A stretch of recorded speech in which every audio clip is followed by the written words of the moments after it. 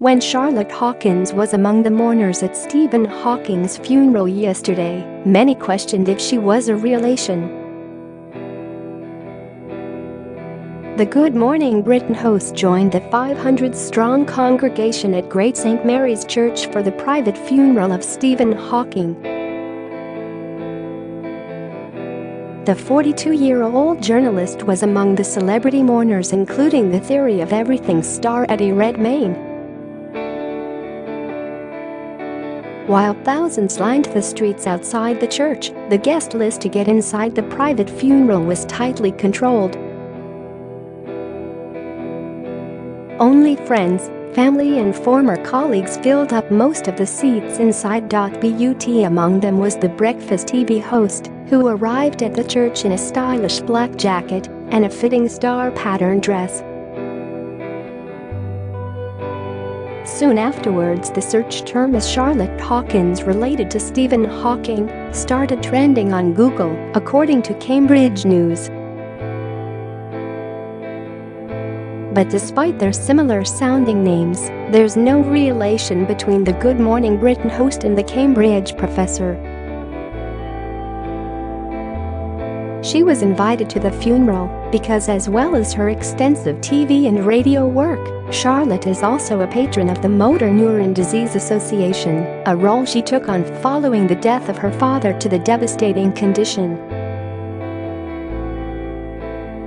In 2015, she told This Morning of her heartbreak as she watched him slowly lose his ability to move. She said, "He was diagnosed in September 2011. He'd started to feel his balance had been affected. He described it as feeling like he was walking through snow. He knew, himself, that something was wrong, and I think he sensed that it was something serious. When he finally got the diagnosis, it shook all our worlds." Motor Neurone disease is the same condition Stephen Hawking was diagnosed with at the age of 21, when he was given just a few years to live. He was also a patron of the Motor Neurone Disease Association, which works to fund research into the condition and to support patients and their families. As a tweet from the association reveals, Charlotte attended the funeral on its behalf, representing the MNDA as it said goodbye to one of its most famous supporters. Following news of the death of Prof Hawking, Sally Light, chief executive of the MND Association, said, "All of us at the MND Association have been extremely saddened by the news of Professor Hawking's passing.